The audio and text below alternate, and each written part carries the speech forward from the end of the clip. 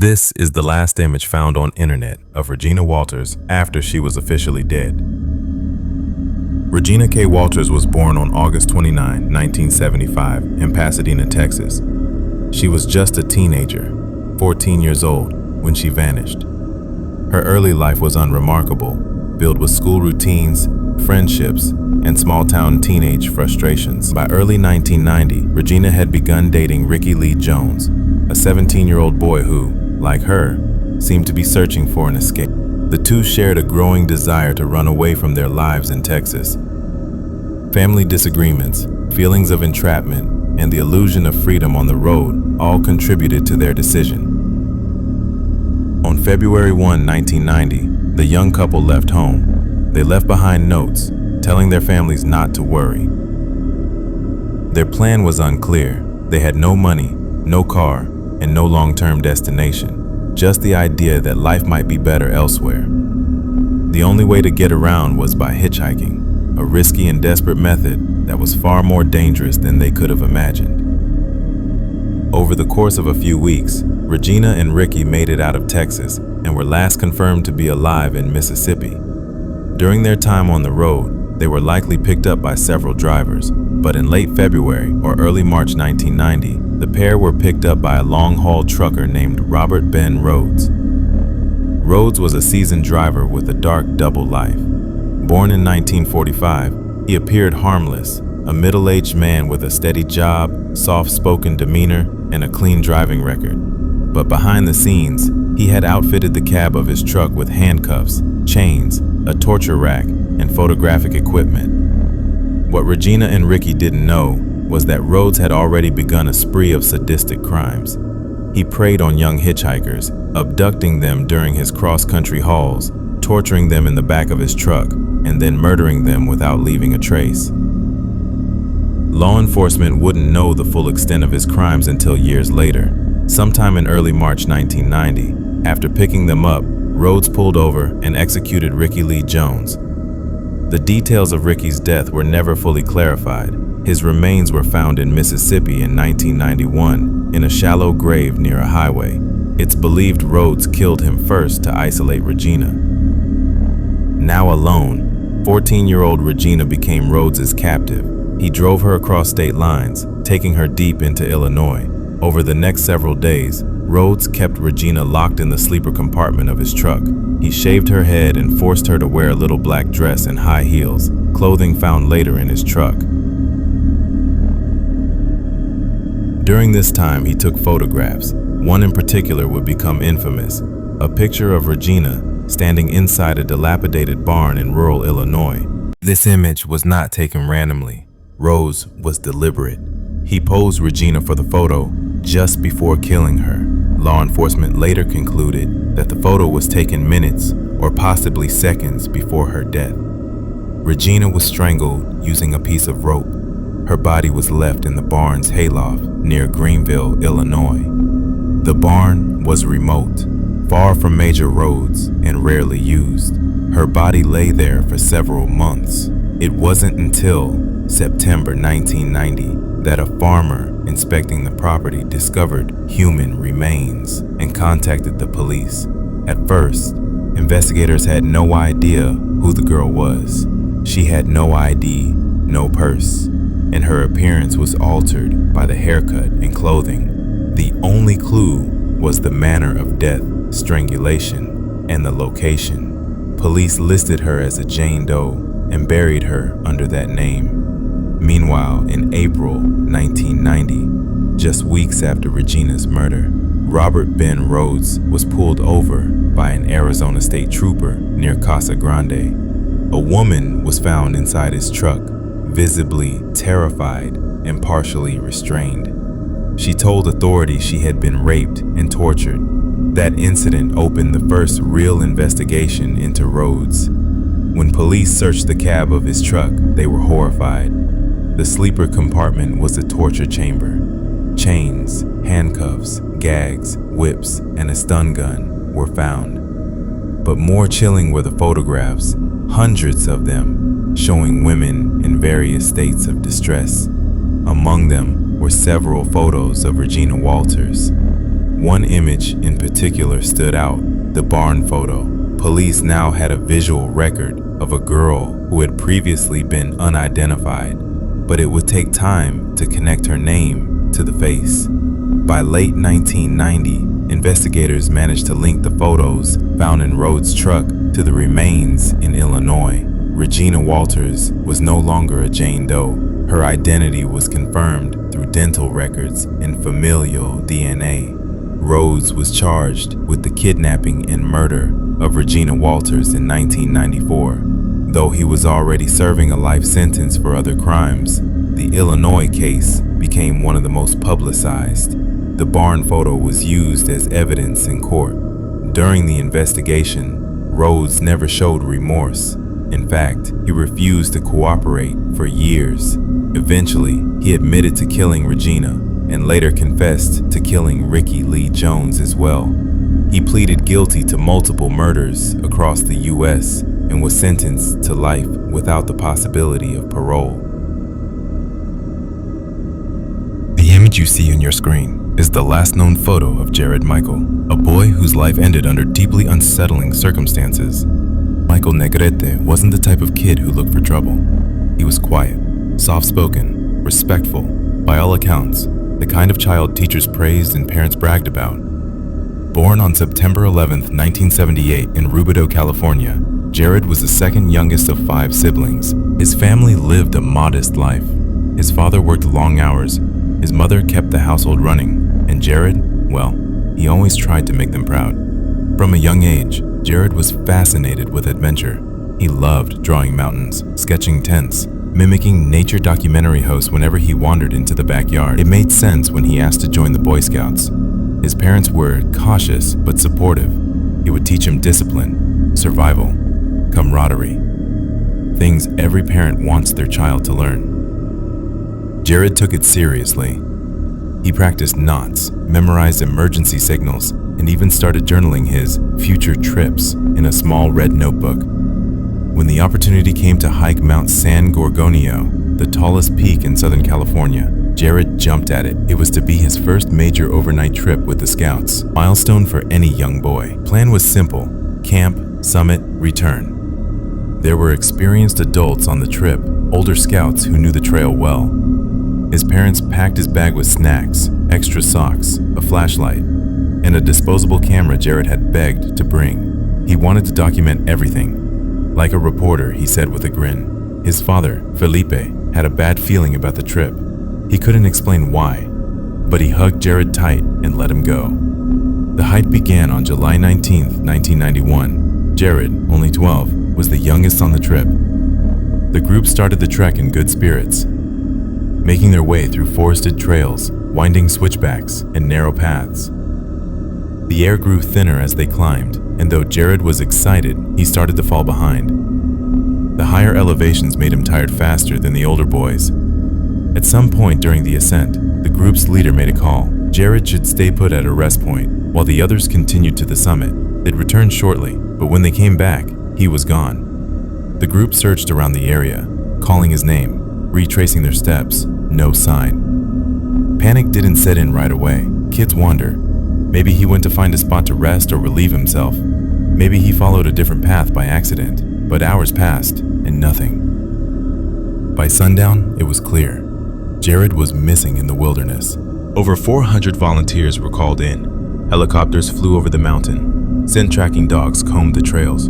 Survival experts mapped the terrain, suggesting likely paths a lost boy might take. They covered ravines, boulder fields, caves, and hidden ridges. The terrain was rough, jagged, steep, and dense with foliage in parts. The days stretched into weeks. Still no Jared. Then, after nearly 2 weeks, they found something. His camera. It was located near a washout area. Loose rocks, sliding dirt, not far from a cliff edge. Next to it were food wrappers, a broken flashlight, and a single trail boot believed to be his. The camera's film was still intact. Authorities developed the pictures immediately, desperate for any clues. What they saw stunned them. It was a close-up, Jared's face, framed awkwardly, filling most of the shot. Only the top half was visible, as if the camera had been tilted or placed too close. His expression was blank. No smile, no fear, just a strange emptiness in his eyes. It looked accidental. Some believed he had leaned in to adjust the lens or stumbled while trying to take a picture. But it was the only proof that Jared had survived after he went missing. He had still been alive, still functioning, still trying to communicate with the world. Somehow. Some speculated he was leaving a trace behind, a final message in case he was never found. The image you see on your screen is the final photo of 13-year-old Omaira Sanchez, taken just hours before she tragically lost her life after being trapped in volcanic debris for nearly 3 days. Omaira was born on August 28, 1972, in Armero, a small town nestled in Colombia's Tolima region. She was the eldest daughter in her family, deeply loved and deeply loving. Her father worked hard, collecting rice and doing labor jobs to provide for his wife and children. Her mother, Alvaro Enrique, stayed home with the younger siblings, often teaching Omaira how to cook, clean, and take care of others. She dreamed of becoming a doctor, not for the money or the prestige, but to help people. It was something she repeated often, especially after her younger brother had fallen sick one winter and nearly died. She remembered how the doctors had helped him, and how helpless she felt in that moment. That helplessness stuck with her. It gave her purpose. Omaira's life was simple, but it was full of hope. She never complained about their small home or worn clothes. She appreciated the little joys, warm meals, her father's laughter, her mother's stories at night. If she had fears, she never voiced them. And yet, all of it, the family dinners, the dreams, the bedtime songs, would vanish in an instant. On November 13, 1985, Nevado del Ruiz, a snow-capped volcano looming 80 miles from Armero, erupted. It wasn't sudden. Warnings had been issued weeks prior. Scientists had raised alarms about increasing seismic activity, but the warnings were ignored. Officials didn't want to cause panic. So no evacuations were made, no townspeople were warned. People went about their day as usual. Omaira had woken up early that morning to help her mother make breakfast. She was excited about school. She had a literature test she felt ready for. Her father was working late that week, staying at a rice field nearby. Her mother had to leave town that afternoon to check on a sick relative, so Omaira was left at home with her younger brother. It was just supposed to be for one night, but that night, at 9:09 p.m., the volcano erupted violently.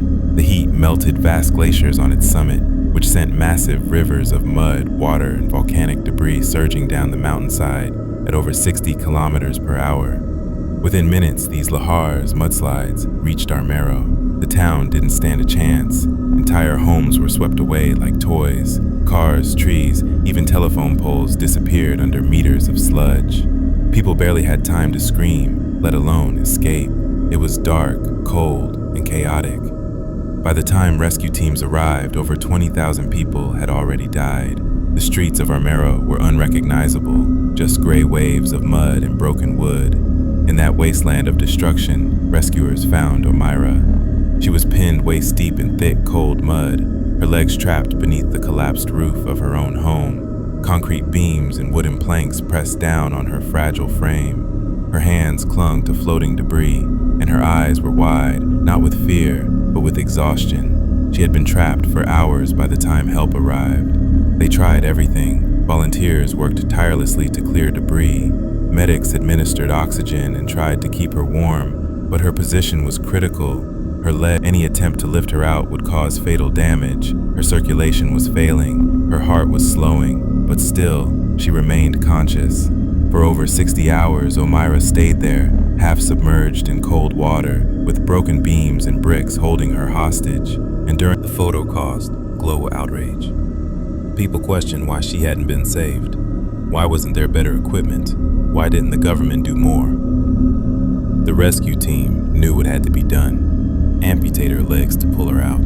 But they didn't have surgical tools. They didn't have blood. If they cut her free, she would bleed out in seconds. If they left her, she'd eventually slip away.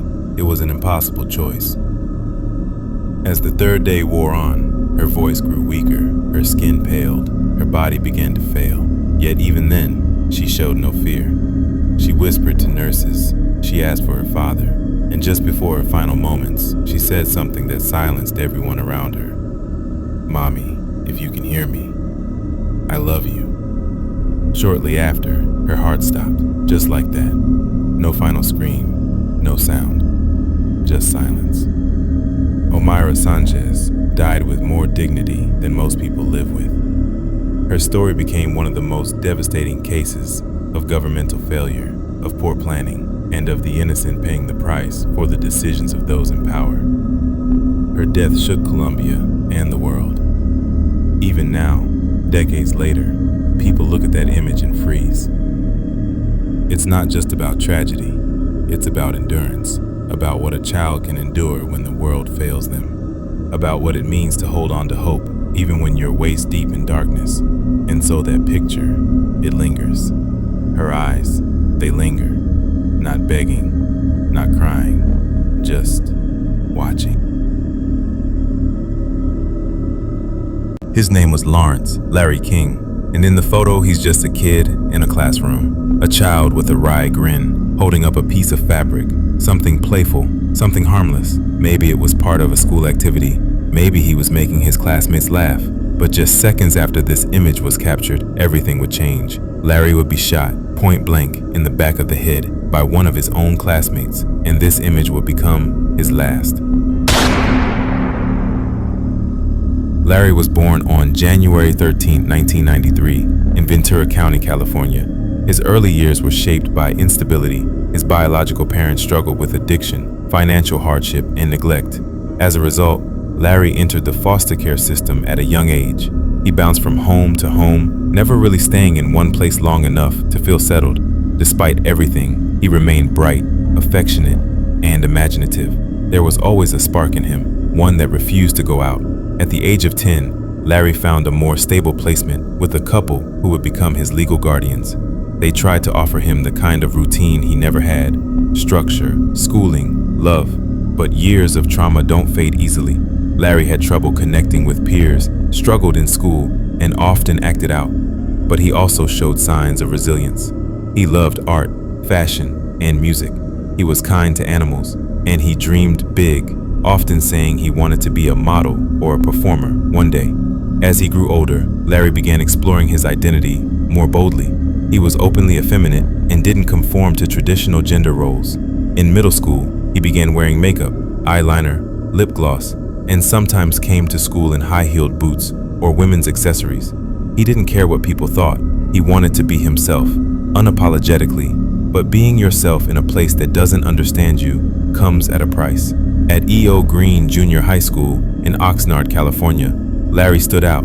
His appearance and mannerisms became the subject of whispers, taunts, and bullying. Other students mocked him. Teachers often failed to intervene. Larry tried to act like it didn't affect him, but his journals later revealed he felt deeply isolated. Still, he showed up to school every day as himself, refusing to shrink into the background. One of his classmates was Brandon McKerney, a 14-year-old white boy who had a history of violence at home. His father was abusive, often drunk, and affiliated with white supremacist beliefs. Brandon was troubled, quiet, angry, and emotionally repressed. He didn't speak much, but when he did, it often carried an undercurrent of tension. In the weeks leading up to the shooting, Larry reportedly developed a crush on Brandon. He may have passed him a note or made a teasing comment in front of classmates. There were rumors that he even said jokingly, "I love you," during class one day. No one knows for sure how serious it was, but for Brandon, it triggered something dangerous.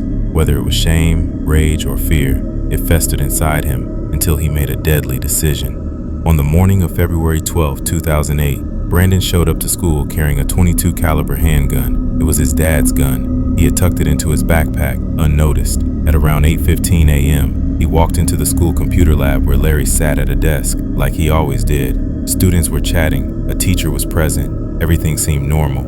Then, without saying a word, Brandon walked up behind Larry, pulled out the gun, and fired a single shot into the back of his head. Larry slumped forward instantly. The room froze. Screams rang out, and then Brandon fired a second shot. This one missed. Students ran. The teacher yelled. In the chaos, Brandon simply turned, walked out of the room, and dropped the gun in the school hallway. Larry was rushed to the hospital. He was still alive, but barely. The bullet had done catastrophic damage. Doctors declared him brain dead. For 2 more days, his body was kept on life support while family and friends prayed. On February 14th, Valentine's Day, Larry was declared dead.